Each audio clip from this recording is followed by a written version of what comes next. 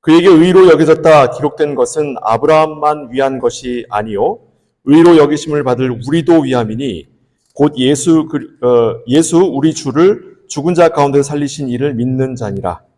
예수는 우리가 범죄한 것 때문에 내어줌이 되고 또한 우리를 의롭다 하시기 위하여 살아나셨느니라. 아멘. 예, 우리가 로마서 4장을 살피면서 아브라함이 받은 그 믿음과 아브라함이 받은 구원, 이것이 우리가 받는 구원과 다르지 않다라고 하는 걸 계속 확인했습니다. 오늘 본문 설교하기에 앞서서 사실은 그 앞의 문장을 통해 아브라함의 인생을 한번 쭉 살펴보려고 했는데 우리가 너무 여러 차례 아브라함의 이야기를 다루어왔기 때문에 오늘 또 그 이야기를 반복하는 건 또 그렇게 좋지 않다 싶어서 덥기도 하니까 그 부분 넘어가고 오늘 설교 본문을 통해 아브라함의 인생을 잠깐 엿보면서 우리가 구원받고 우리가 받은 그 믿음의 내용이 무엇인가를 다시 한번 점검하는 시간 되도록 하겠습니다.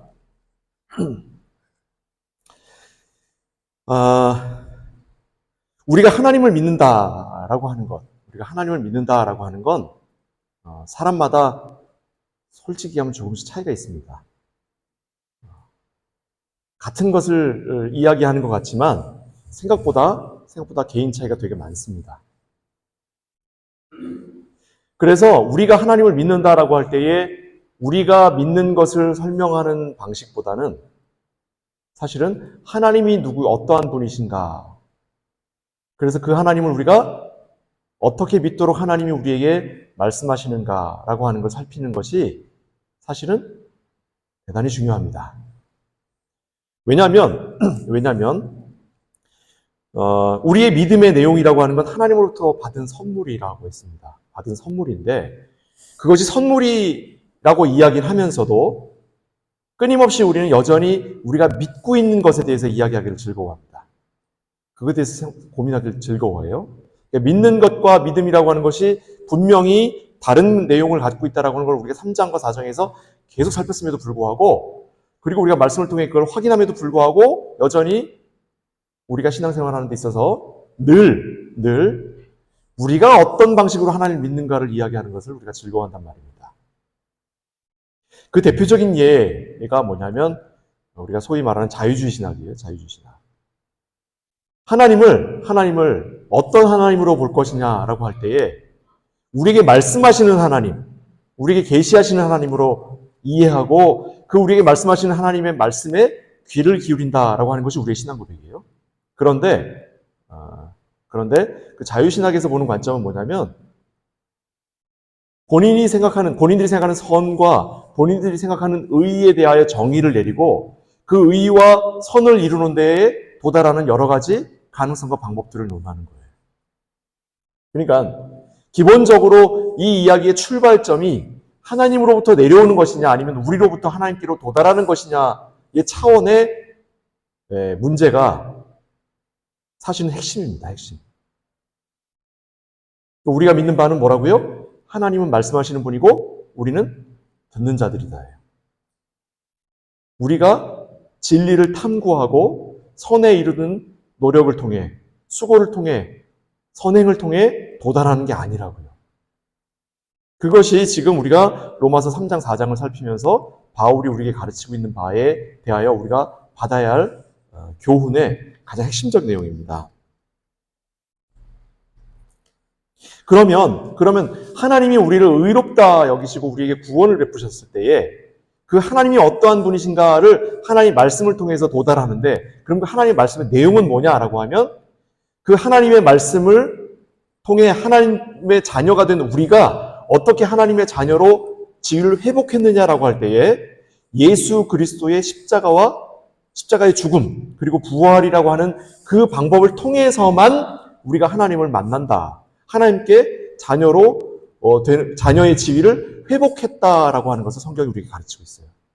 그러니까 하나님의 말씀이란 그 말씀이 마술적인 능력이 되어 우리를 구원하는 게 아니라 하나님의 말씀이란 하나님이 우리를 구원하시는 하나님이 우리를 구원하시기 위하여 사용하신 방법이 어떠한 것이었고 그것으로 말미암아 하나님의 열심과 우리의 수고에 가치 없음을 하나님의 편에서 설명해 주시는 걸 우리가 듣는 거예요. 그게 하나님의 말씀입니다. 그게.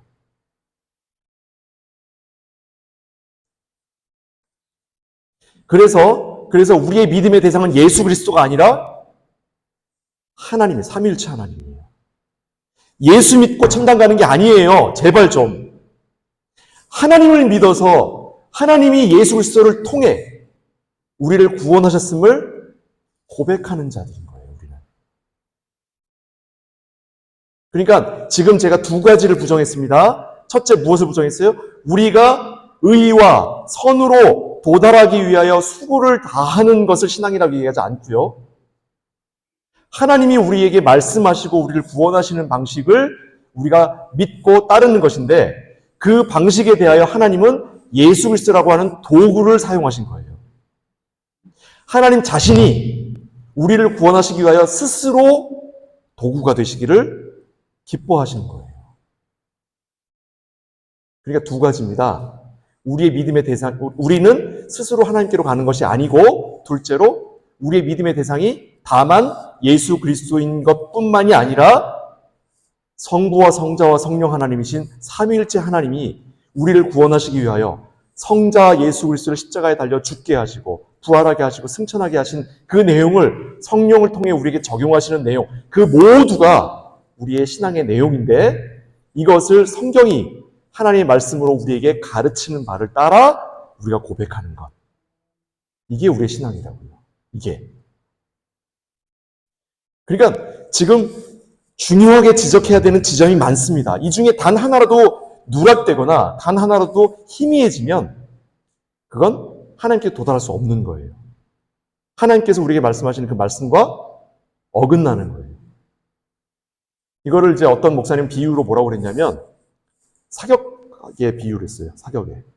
군대를 갔다 오신 분들은 쉽게 이해할 수 있고, 군대를 안 갔다 오신 분들은 조금 어려울 수 있습니다. 총을 쏠 때 가늠자랑 관음쇠라고 하는 게 있어요. 알아들으세요? 가늠자가 뭐고 관음쇠가 뭔지 아세요? 잘 모르겠죠. 네. 가늠쇠라고 하는 건 여기 이렇게 내가 들여다보는 거고, 가늠자는 저 끝에 있는 거예요. 그래서 여기에서 저걸 통해 표적을 보고 이 세 점이 만나야 내가 쐈을 때 표적에 총이 맞아요. 네? 이렇게 가늠쇠와 가늠자, 그다음 표적, 이 세 개가 만나야 돼요. 한 선상에. 근데 이 중에 하나라도 어긋나면 총알이 표적에 도달할 수 있어요, 없어요? 없는 거예요. 없는 거예요. 이것과 똑같아요. 성부 하나님, 성자 하나님, 성령 하나님께서 말씀이 육신이 되신 예수 그리스도를 통하여 우리를 구원하셨고, 성령이신 그 하나님을 통하여 우리를 그 구원에 초대하시고 그 구원을 적용시키시며 교회로 부르셨을 때에 우리가 참으로 그 삼위일체 하나님의 그 우리를 구원하시는 그 은총에 들어가게 되는 것이고, 그리고 우리에게 끊임없이 말씀하시며 끊임없이 우리를 새롭게 하시는 그 하나님의 일하심을 통해 우리가 하나님의 자녀인 것을 확인하고 살아가는 거라고요. 그러니까 믿음의 대상을 예수 그리스도에게만 좁히던가, 성령에게만 좁히거나, 아니 성부에게만 향하는 모든 것들을 기독교는 이단이라고 하는 거예요. 성부에게만 집중한 이단을 뭐라고 그래요? 여호와의 증인이라고 그러죠. 성자에게만 집중한 이단을 사실상 우리가 보고 듣고 경험하는 대부분의 기독교가 이 성자에게만 집중하는 이단이에요. 그리고 오늘날 현대화된 교회들 중에 신천지라든가 아니면 신사도 운동이라든가 베레아라든가 이런 다양한 것들은 성령에게만 집중하고 있는 이단들이에요. 우리가 신앙이라고 하는 것은 포괄적이고 종합적이고 하나가 된 통일적인 것이에요. 하나님이 한 분이시기 때문에 그 하나님이 통일된 하나님 자신이 우리에게 말씀하시는 통일된 계시를 통하여 우리는 그 계시와 언약의 내용을 따라 통일된 신앙으로 하나님께 나아가는 거예요. 그것이 기독교 신앙이라고 하는 겁니다. 오늘 말씀입니다. 24절 말씀 볼게요. 4장 24절 말씀입니다. 함께 읽겠습니다. 의로 시작.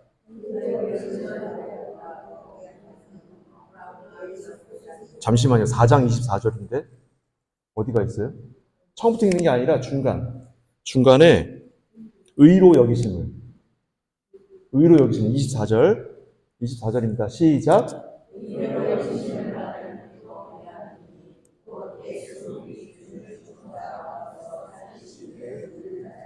정확하게 성경이 뭐라고 얘기하고 있어요? 정확히 뭐라고 그러고 있어요? 예수 우리 주를 믿는 거라고 그랬어요? 뭐라고 얘기합니까 지금? 예수 우리 주를 죽은 자 가운데서 살리신 이가 누구예요? 삼위일체 하나님에게 성부 하나님만이 아니라 성령 하나님, 성자 하나님만이 아니라 삼위일체 하나님을 일컫는 말이에요. 네? 예수 그리스도를 우리에게 내어주셨고, 아래 25절 한번 보세요. 25절 말씀. 예수는 우리가 범죄한 것 때문에 죽임을 당하셨어요. 그렇죠? 또한 우리를 의롭게 하시기 위하여 다시 살아나셨어요. 이 죽이시고 살리신 이를 믿는 것, 그게 우리의 신앙이라고요. 그게. 그러니까 제가 이 말씀에 따르면 무슨 이야기를 할 수 있냐면 예수 천당 불신 지옥은 비성경적인 개념일 뿐인 거예요. 아시겠습니까?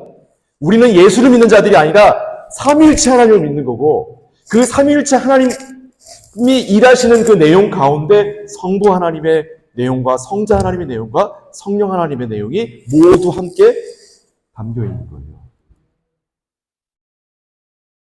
너무너무 중요한 이야기입니다. 너무너무 중요한 이야기예요. 다른 차원으로 이야기해보자면 성부 하나님께서 성자 하나님과 성령 하나님이 함께 더불어 세상을 창조하시고 계획하시고 작정하시고 경륜을 통해 인도하시는 바로 이끌어 가시며 우리를 구원하시고 세상의 종말까지 함께 우리를 보존해 가시는 거예요. 이것이 기독교 신앙입니다. 자, 그러면 우리의 신앙과 우리의 신앙이 아닌 다른 신앙과의 차이를 한번 이야기해 보십시다. 아까 처음에 이야기한 선이나 정의를 정해놓고 그곳에 도달한다라고 하는 것을 신학적인 용어로는 인간론적 신앙이라고 해요. 인간론적 신앙. 이건 기독교가 아닙니다. 이건 기독교가 아니에요. 자유주의 신학 중에서도 아주 극단적 자유주의 신학이에요. 이거는. 그러니까 마치 불교가 면벽을 통해서 참선에 도달하는 것과 같이 기독교를 그렇게 이해하는 사람들이 있어요. 이분들은 뭐라고 얘기하냐면 산 꼭대기에 올라가는 방법은 몇 가지 방법이 있어요? 산을 등산할 때 쭉 슈피치에 올라가는 방법 몇 가지가 있어요? 예? 뭐 차로 올라갈 수도 있고 걸어 올라갈 수도 있고 곤돌라 타고 올라갈 수도 있고 다양하잖아요. 그렇죠? 그러니까 진리와 의를 이야기하는 사람들은 진리의 정상에 도달하는 여러 가지 방법들 중에 기독교는 하나일 뿐이다라고 해서 종교 통합을 이야기해요.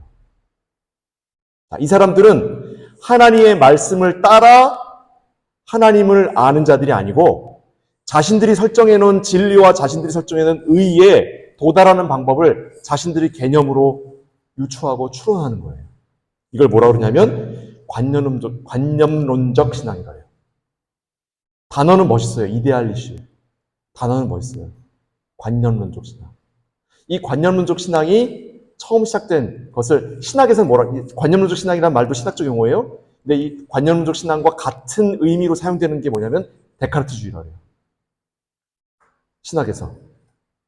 네? 제가 오늘 되게 디테일한 얘기까지 합니다. 데카르트주의라고 해요. 데카르트가 한 말 중에 유명한 말이 뭐예요? 자, 우리 다 아시잖아요. 그죠? 자, 라틴어로 코기토 에르고 숨. 다 알잖아요. 모르나? 모르나? 코기토 ich denke ergo sum ich sei. 나는 생각한다. 그러니까 존재한다. 그럼 내가 멍하니 있을 땐 존재하는 게 아니네.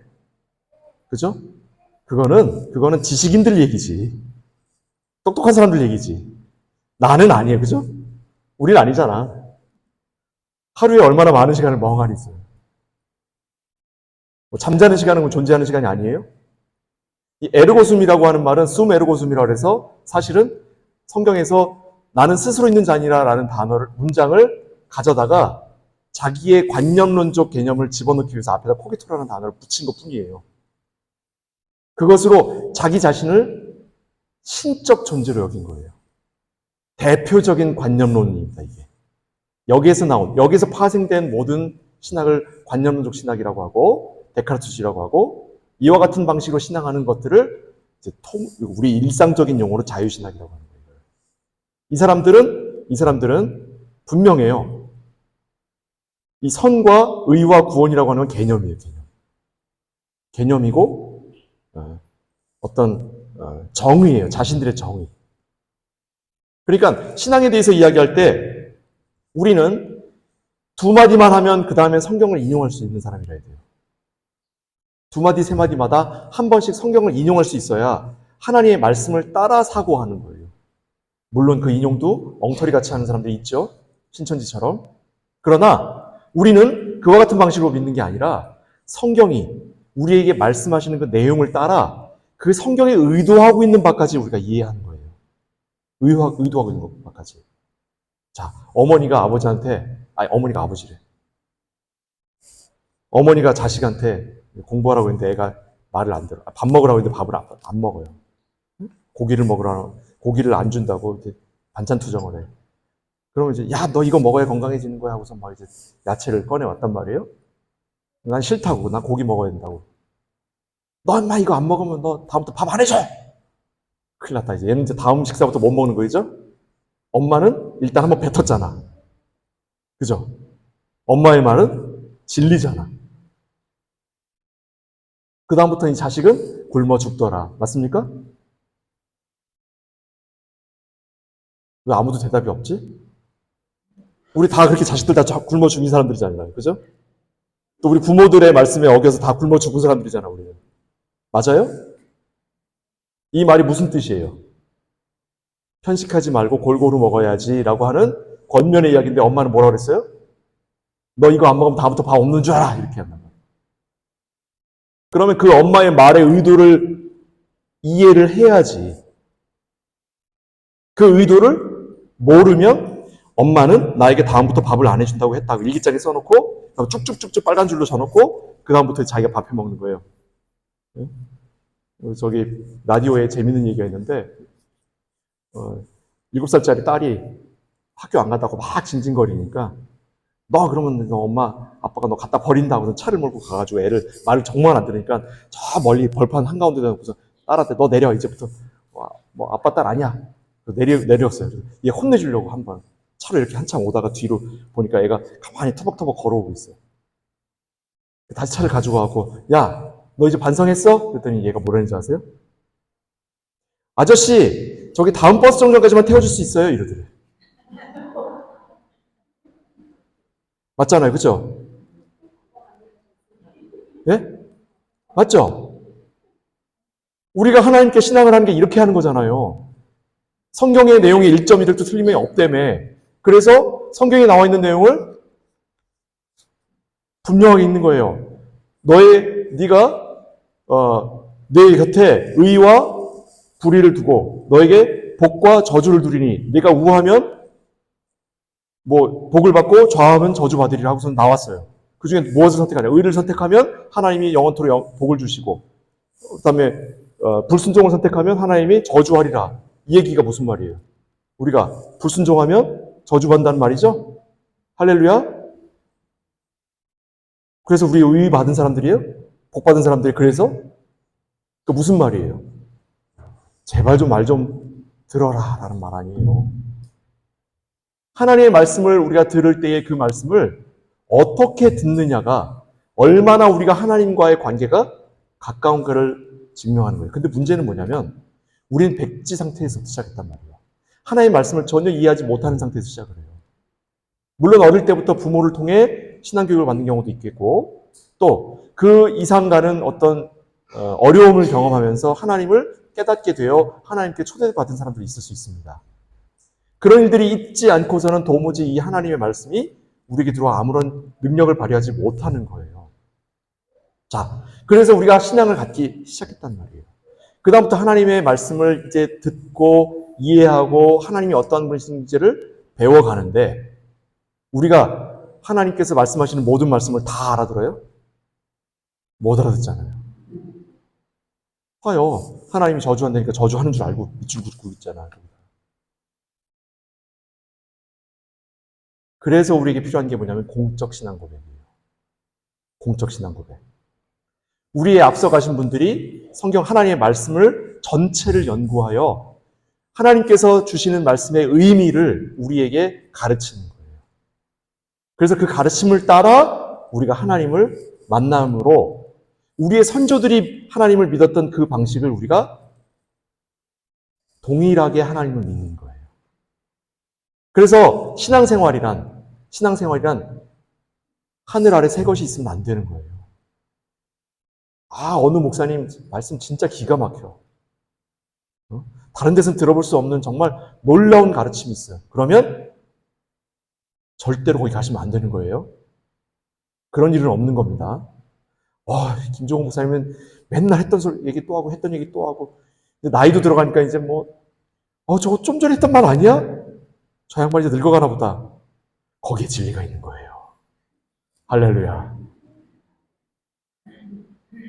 안 믿네? 에이. 네. 하나님의 말씀은 맨 그 말씀이 그 말씀인 거예요. 왜요? 내가 어릴 때부터 들어온 말씀. 내가 어릴 때부터 읽어온 성경 말씀. 내가 젊을 때부터 내 마음에 등불로 여겨서 붙들고 왔던 그 말씀. 그 말씀이 지금 내가 늙어서도 여전히 나에겐 힘이 되고 나에게 에너지가 되는 그 말씀이어야 그 말씀이 생명력이 있고 그 말씀이 영원토록 우리에게 은혜와 복을 허락하는 하나님의 말씀인 거예요. AI 시대 때 목사님들 많은 목사님들이 AI 시대 때 이제 더 이상 목사의 직업이 없어지는 거 아니냐, 말씀이 사라지는 거 아니냐. 그분들은 도대체 어떤 하나님을 믿고 어떤 말씀을 설교해 온 거예요, 도대체? 네? 과거에 자동차가 없던 시절과 자동차가 생긴 다음에도, 비행기가 없던 시절과 비행기가 생긴 다음에도, 인터넷이라고 하는 게 있던 시절과 없던 시절에도 하나님의 말씀이 여전히 그 자리에 있었는데 AI 시대가 됐다고 그러니까 하나님의 말씀이 사라진다고요? 그럼 하나님이 없는 거지. 그 정도도 믿지 못하면서 어떻게 하나님 말씀 가르친다고, 어떻게 하나님을 신앙한다고 그렇게 살아옵니까? 그래서 우리가 하나님을 신앙한다라고 하는 것은 실제론적 신앙인 거예요. 아까 관념론적 신앙과는 달리 실제론적, 분명히 있는 거예요. 레알리스티시예요. 왜요? 우리는 우리의 개념과 우리의 상상으로 하나님을 믿는 게 아니라 하나님의 말씀하신 바를 따라 하나님을 믿기 때문에 우리는 하나님과 대화하는 신앙입니다. 그 하나님이 말씀하신 바가 무슨 의미를 갖는 것인지를 늘 고민하고 서로 나누고 신앙 고백을 따라 우리가 고백하는 신앙인 거예요. 그래야 이 신앙이 힘이 있고 이 신앙에 생명이 있고 이 신앙에 은혜가 있는 줄 믿습니다. 그래서 띄워놓은 말씀 다시 한번 볼게요. 25절 말씀이에요. 그러면 성경이 우리에게 말씀하신 바가 뭐냐? 함께 읽겠습니다. 25절 예수는 시작.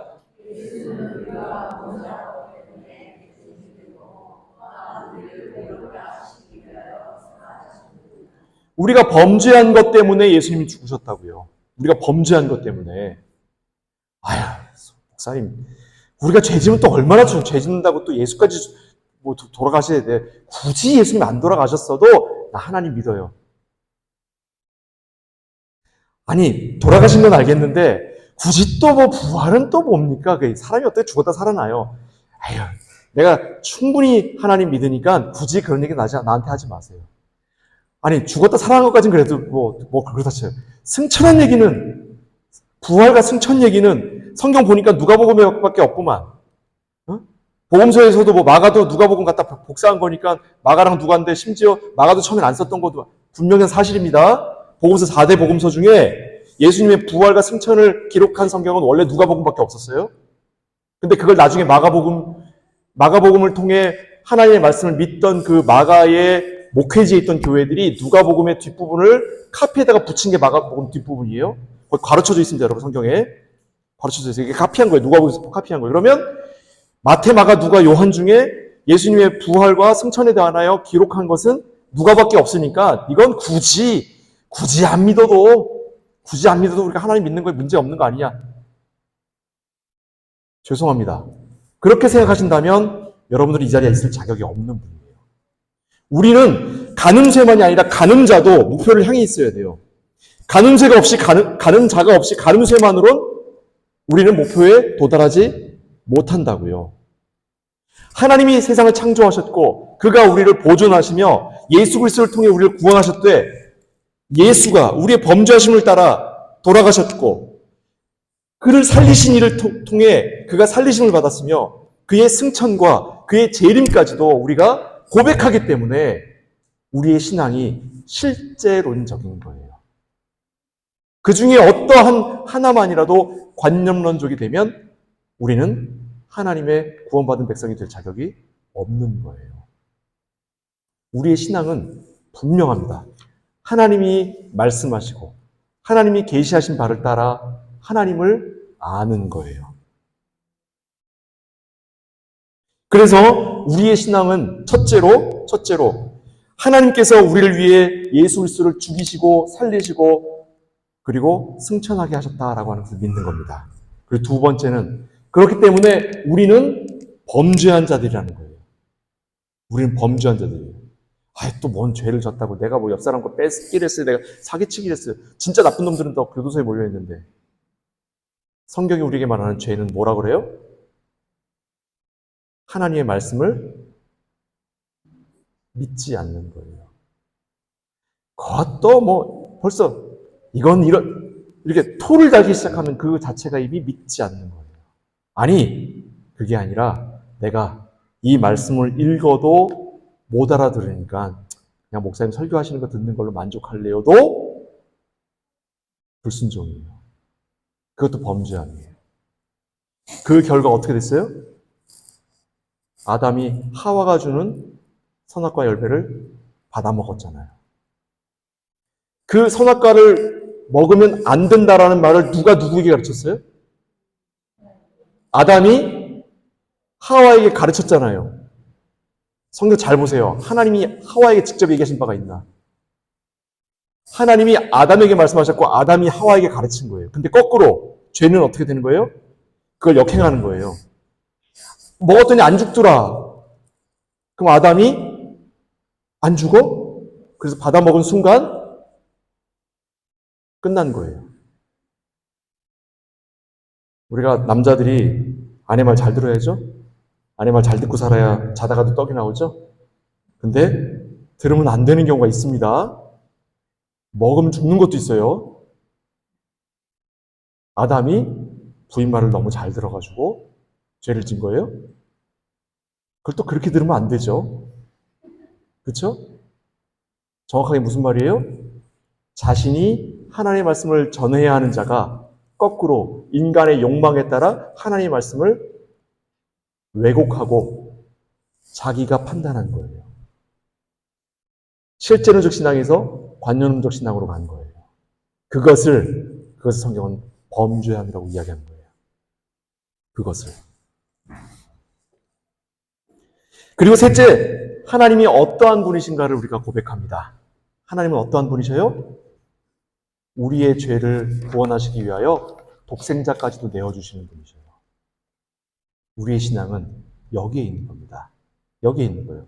그 내용은 우리가 상상한 것이 아니고 그 내용은 우리가 만들어낸 게 아니라 그 내용은 과거에 글쟁이 하나가 멋있는 글을 써서 만들어 놓은 것이 아니라 하나님이 우리에게 그렇게 말씀하시는 거예요. 그렇게 우리를 구원하셨다고.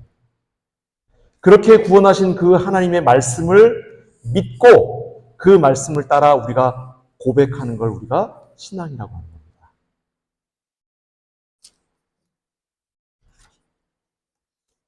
그래서 우리 모두는 다 함께 같은 고백을 하며 같은 신앙 고백 위에 서 있는 자들이에요.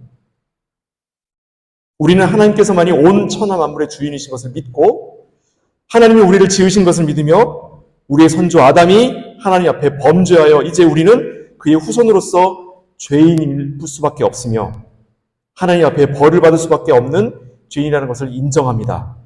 그러나 하나님께서 우리를 불쌍히 여기셔서 우리의 죄를 대속할 제물을 준비하셨는데 그 제물로 오신 이가 하나님 자신이신 예수 그리스도신 거예요. 그 예수 그리스도께서 제물이 되심으로 우리가 대속함을 받게 되었습니다. 또한 주께서 친히 그 제물을 갖고 하나님 앞에 들어가 우리의 죄를 다 씻으시고 우리를 죄 없다 하심으로 그가 부활하시고 우리 또한 함께 부활하는 거예요. 우린 여전히 죄의 형체를 갖고 있고 죄의 습관을 갖고 있지만 우리는 그리스도와 함께 부활한 자들입니다. 우리는 죄인이면서 동시에 의를 덧입힘 받은 자들이에요. 우리의 신앙생활임에도 불구하고 우리는 매일매일 하나님의 말씀이 어렵고 듣기 귀찮고 하나님의 말씀이 우리 귀에 들어오지 않고 늘 의심이 생기고 거기에 대하여 우리가 관념론적인 상상에 빠지는 경우가 너무나 많습니다. 그러나 그것을 죄 있다라고 이야기하지 아니하시고 그런 우리의 습관에도 불구하고 하나님은 우리를 붙잡은 손을 놓지 않으신다라고 하는 이 모든 말씀을 다 통틀어 복음이라고 하는 거예요. 이 복음을 따라 우리가 하나님을 믿고 있다라고 하는 것. 그것이 하나님이 우리에게 믿음을 선물로 주신 증거입니다. 하나님은 우리에게 신앙 고백만으로 우리를 맡겨두신 것은 또 아니에요. 이 신앙 고백이 있음으로 말미암아 우리가 하나님을 믿고 하나님께 대하여 우리가 참으로 옳은 신앙 고백을 하고 믿음 생활하지만 그렇게만 또 내버려 두지 않으신다라고 하는 것. 이것이 하나님이 우리를 보존하신다라고 하는 은혜가 또 있는 겁니다. 이게 놀라운 거예요. 이게. 왜요? 우리는 하나님이 보존하시는 손을 치우시기만 하면 이 신앙 고백으로부터 떠나는 자들이기 때문에 우리를 또한 보존하시는 은혜까지도 함께 허락하고 계십니다. 우리가 읽은 본문 조금 앞쪽으로 가볼게요. 로마서 4장 18절에서부터 21절까지 말씀입니다. 함께 읽겠습니다. 18절부터 아브라함이 시작. 아브라함이 바랄 수 없는 중에 바라고 믿었으니 이는 내 후손이 이같으리라 하신 말씀대로 많은 민족의 조상이 되게 하려 하십니다. 그가 100세나 되어 자기 몸이 죽은 것 같고 사라의 태가 죽은 것 같음을 알고도 믿음이 약하여지지 아니하고 믿음이 없어 하나님의 약속을 의심하지 않고 믿음으로 견고하여져서 하나님께 영광을 돌리며 약속하신 그것을 또한 능히 이루실 줄을 확신하였으니 그러므로 그것이 그에게 의로 여겨졌느니라. 아멘. 이 내용을 그냥 읽으면 야 과연 이 아브라함이 진짜 잘 믿었어. 진짜 아브라함은 난인간이야, 난인간. 목사님이 아무리 찌질하다고 해도 이 인간은 낫어. 지금 지난주랑 지지난주에 한 이야기랑 지금 뒤집어지는 얘기 같잖아요. 근데 조금 더 깊게 들어가서 아브라함이 바랄 수 없는 중에 믿었다라고 할 때에 이게 뭘 의미하는지를 좀 봐야 됩니다. 원래 보통 이는이라는 말이 나오면 그 앞에 문장을 설명해 주는 거예요. 근데 이건 설명이 안 돼요. 아브라함이 바랄 수 없는 중에 바라고 믿었다라고 했는데 이는 내 후손이 이같으리라 하신 말씀대로 많은 민족의 조상이 되게 하려 하심을 아브라함이 믿었어요? 믿었어요? 우리 창세기 15장으로 갔잖아요, 지난주에. 정말 이 내용을 믿었어요, 아브라함이? 뭐라고 그래요, 하나님이?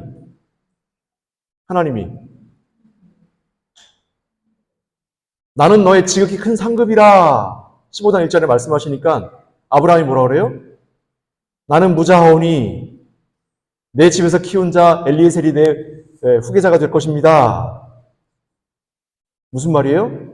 하나님이 나를 너에게 선물로 줄게 했더니 아유 그건 괜찮고요. 그건 됐습니다. 노 땡큐. 다만 내가 필요한 것만 주세요.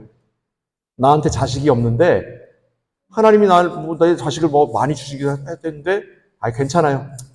하나님이 손이 짧아서 그런 건지 하나님이 나한테 주기 싫어서 그런지 난 됐고 내가 생각하건대 나한테 적당한 내 후계자는 엘리에셀입니다라고 자기가 개념으로 만들어내는 거예요. 그러니까 이 아브라함은 전적으로 우리와 같은 신앙을 갖고 있던 사람이에요. 실제론적 신앙이 아니라 관념론적 신앙을 갖고 있던 사람이에요. 그런데 그에게 하나님이 뭐라 그래요? 내 후사는 엘리에셀이 아니라 내가 내 씨로부터 나게 될 자식이다 했더니 아브라함이 믿어요, 안 믿어요? 안 믿었어요. 근데 여기 믿었다고 나오잖아. 여기서 이는이라는 말은 지금 뻥치는 거예요. 뻥치는 거. 뻥치는 거예요. 성경이 뻥치고 있어요, 우리한테. 네? 그럼 여기서 믿었다라고 하는 건 뭐냐? 여기서 믿었다라고 하는 건 뭐냐? 아브라함이 놓지 않은 게 한 가지가 있어요. 그렇게 자기 마음대로 믿었고 자기 마음대로 갔는데도 놓지 않은 게 하나가 있어요. 뭐예요? 하나님과 계속 대화하고 있다는 거예요.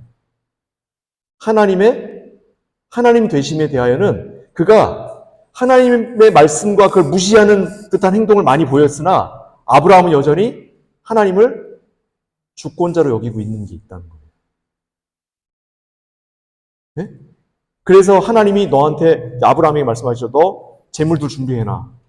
재물들 준비해놨는데 거기에 막 동물들을 막 반으로 쪼개놓으니까 독수리 날라오고 파리떼 날라오고 하니까 그걸 하루 종일 뛰어다니면서 다 내쫓죠.